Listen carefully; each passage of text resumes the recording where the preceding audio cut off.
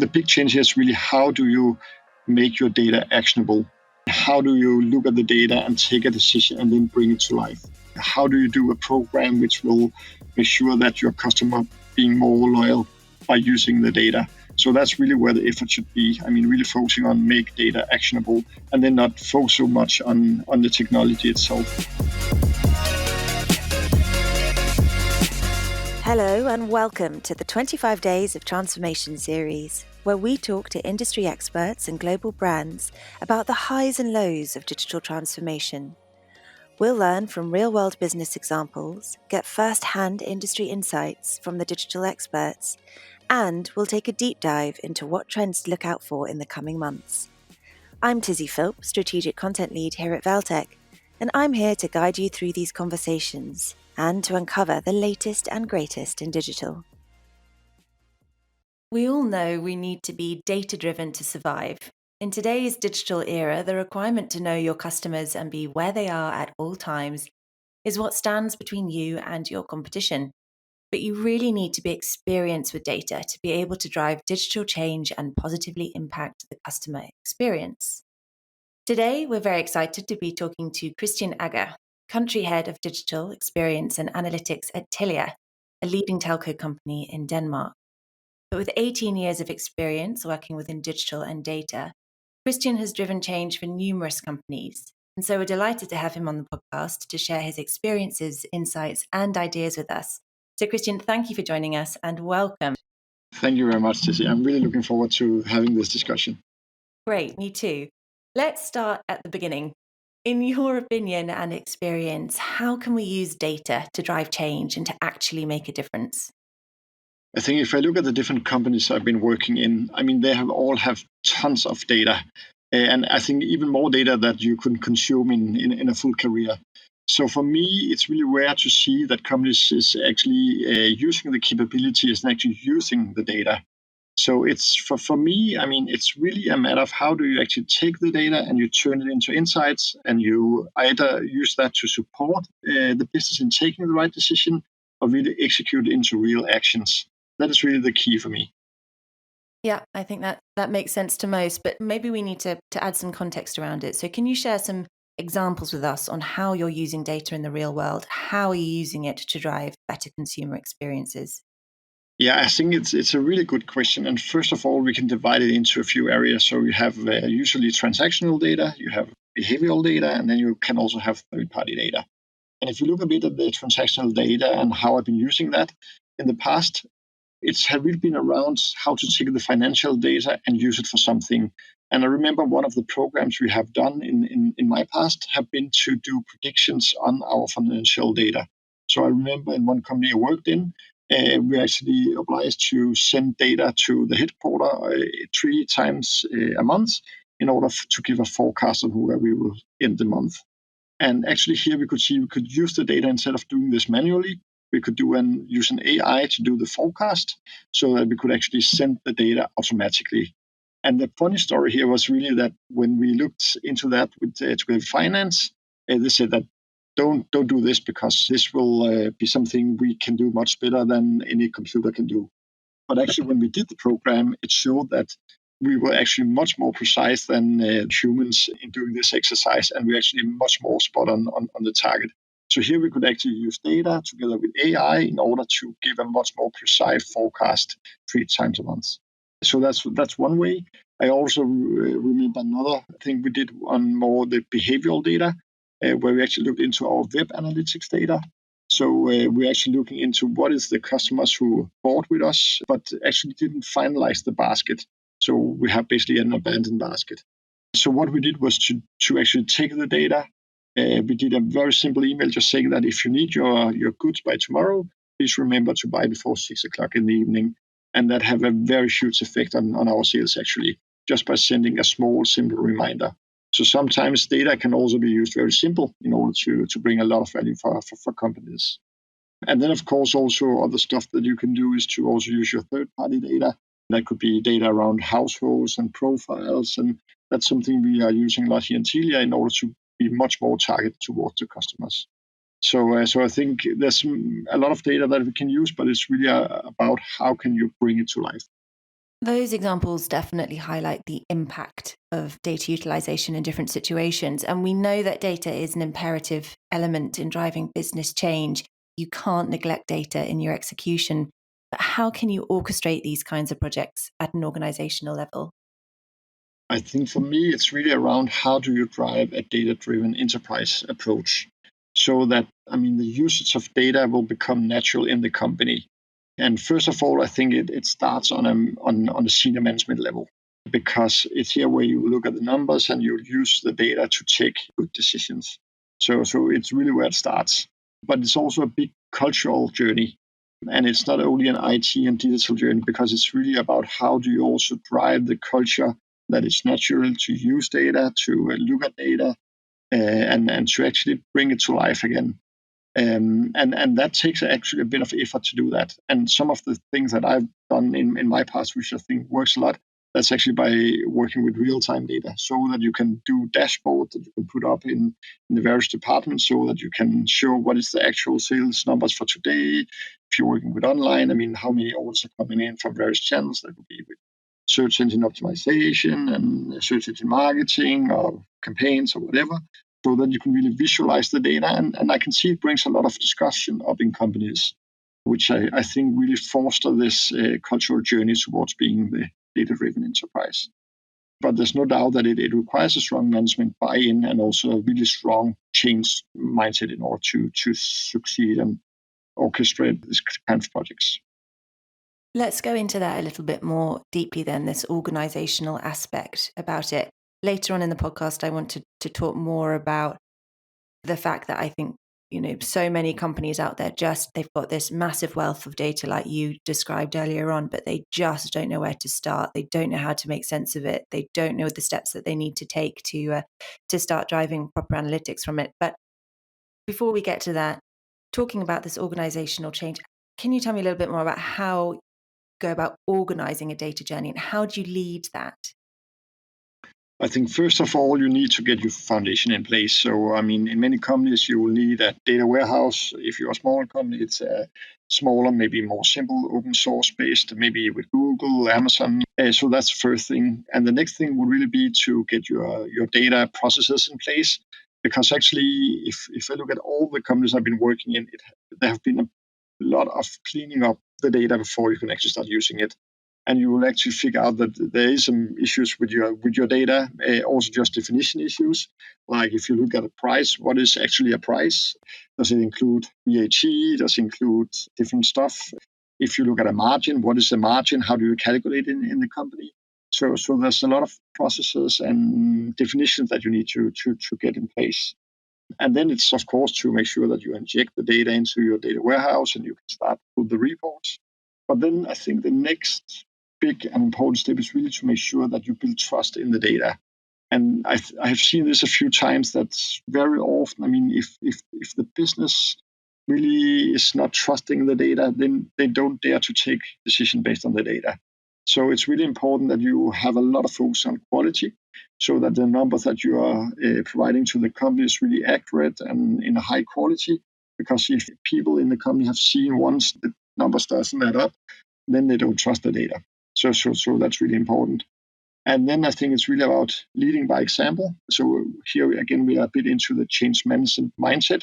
That you need to start using the data and also really show the organization that you take decisions based on facts and not only gut feelings. And then, of course, within this field, it also requires a lot of skilled people.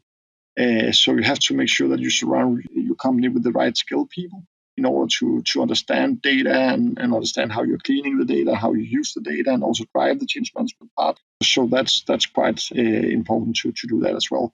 And when you have that in place, then you can start to look into all the interesting stuff like AI, predictions, data mining, and all the different buzzwords that you can discuss here.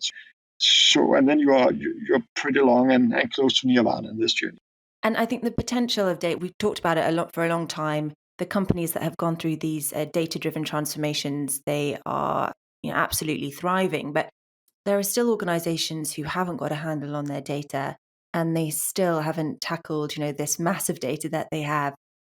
Why do you think there are still some companies who are hesitant to look closely at the data or to sort out the data that they have within their organization?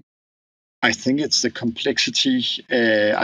Sometimes you can look at it really a big piece of work that you need to done in order to get control over your data.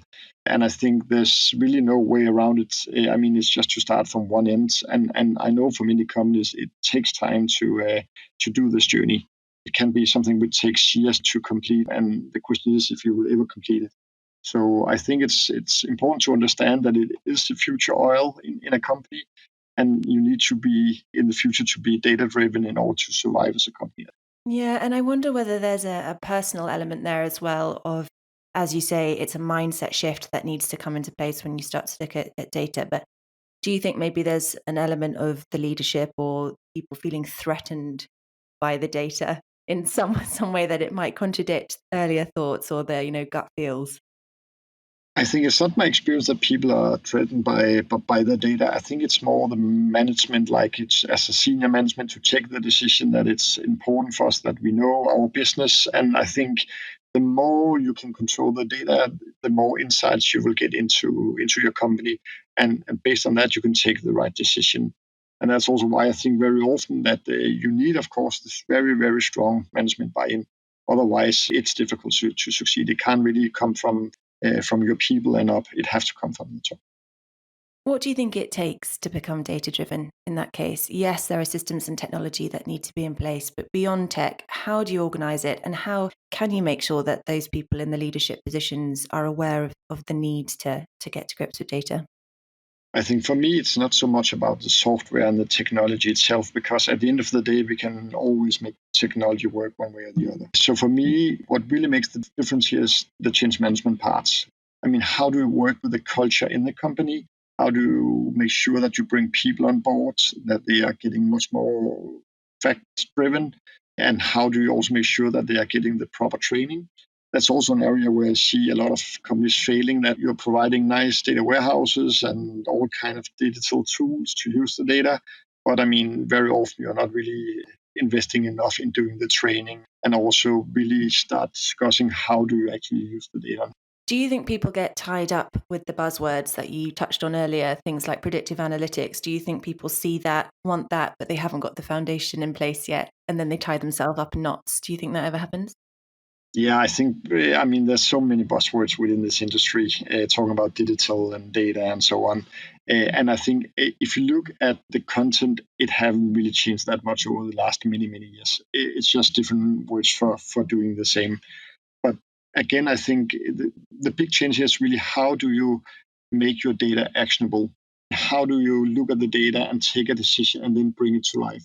How do you do a program which will make sure that your customer being more loyal by using the data? So that's really where the effort should be. Really focusing on make data actionable and then not focus so much on the technology itself, because of course, the different technologies will change, but at the end of the day, it's more how you use it, which are important. Yeah, and from a business perspective, wanting to know what you're looking for from your data. So being really clear on the objective of what you're trying to find out and making sure you're looking at the right bits of data and the relationships between those right bits of data.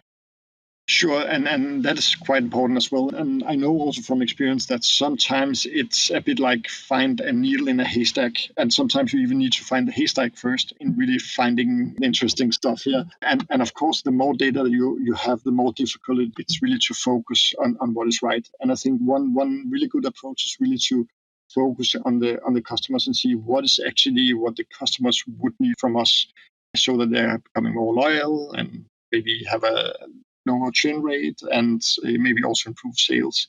Because if you go by that angle, it really supports you in having the right focus, I think, all the way into your company and all the way to the top. Definitely. And as we've been saying throughout this series, that focus on the customer experience, making sure that you always have the customer centric design in mind. What are the major challenges then that you've seen? What are the major challenges and pitfalls for an organization? Are there any concrete steps that they should take right now? And how can they succeed in the longer term, do you think? Yeah, I think the biggest pitfall is the quality. And I have also seen cases where you believe that you had a good quality, then you took some very bold decisions, but unfortunately there was some issues with the data, and suddenly you actually took the wrong decision, and actually you did the opposite compared to what you were supposed to do. So I think it's really important to underline you have to work with the quality of your data. It's a bit like shit in, shit out. So quality is the key pitfall. So don't underestimate that. And then I think it's also a matter of really keep pushing, because I mean, working with this area with data and digital, you will also see obstacles that you need to overcome, and you have to continue even that it's a bit uphill sometimes. I mean, so it's also to keep pushing forward. I also see people and companies actually maybe stopping a bit the projects they're doing because it's getting too complex. I think you need to keep pushing even that it's hard once in a while. You talked about organizational change earlier, and I wonder how important you think it is to break down silos across the organization to be able to make the most of the data that you have. But I think that is really key. The more you can break down the silos, I mean, the more you can work together. That is where you will bring a lot of success and good results to a company. So I think in the future, the successful companies is the one who understand how to bring down the silos in the company and actually use the data also to support that and really make the data actionable as well. Yeah, and so it becomes a full organizational thing, like you said, full mindset shift, full organizational change to be able to make sure that you're making the best use of it. Where do you see data taking us next then? So let's look into the future. We've obviously been talking about the need for proper data processes, for getting a handle on your data for a long time now. So the companies that still haven't done it, now is the time to really get a handle on things so that we can all start to move on to the more exciting buzzword bingo elements that are coming up in the future. What are you excited about? What do you think's on the horizon? I actually saw an interview with the chairman of Maersk, and I think he mentioned that for him, data is the new oil, and that's why, for instance, in Maersk, that they are selling oil and investing in data. And I think that's a very good way to put it. I mean, data is the future oil in many companies. If you look at it a few years back, I mean, to set it up was quite complex. I mean, you need very expensive solutions and you need some very expensive consultants to support you. But now it's much easier to actually use the data and also get on this data driven journey, I would say. And the next step is really to then make the data actionable. And here I also see a lot of interesting stuff happening, like with AI, but also new technologies like deep learning and artificial intelligence and the stuff where you can actually do predictions and you can data mine your data in order to get new insights. And I can really see in my past that based on this kind of work and predictions and data mining, we have had insight that we would never be able to understand without this kind of technology to support us. So you could say we were blind basically because we couldn't handle the complexity. And that's really what I think data can do and supports with, that is to help us bring down complexity. Because as a human, very often we can only have an understanding of a few parameters at the same time. By supporting us with data and also technology, I'm sure we can really handle this complexity in the future. So that's really, I think, what is interesting for me in the future. An interesting thing that I want to ask you then, Christian, is we're talking a lot in this conversation about the business's approach to data, using data in the best way. But when it comes to actually collecting that data and customers giving up that data in the first place, customers today are becoming a lot more savvy about data collection, what data companies hold on them, why they should or shouldn't hand over their own personal data. How are we going to build trust with consumers to make them feel happier to give up those pieces of data to us? Yeah, I think there's two elements. First of all, I mean, customers need to trust that you are handling their data and their sometimes even personal data in the right way. The next step is also to give value back to the customer, because at the end of the day, I mean, you give data away, but you also expect to have an outcome. That's also why it's so important to make data actionable, because that's basically where you are delivering value back to the customers. So for me, that's quite key. Yeah, and I think that's a brilliant place to end. Christian, thank you so much for joining us on the podcast. Really interesting chat. Again, we've talked about data for a long time, but I think now is the time. If you're not sorting out your data, start doing it now. Now is the time. Thank you for joining us. Really interesting to speak to you, and good luck with everything in the future. Thank you a lot. Thank you, Tizzy.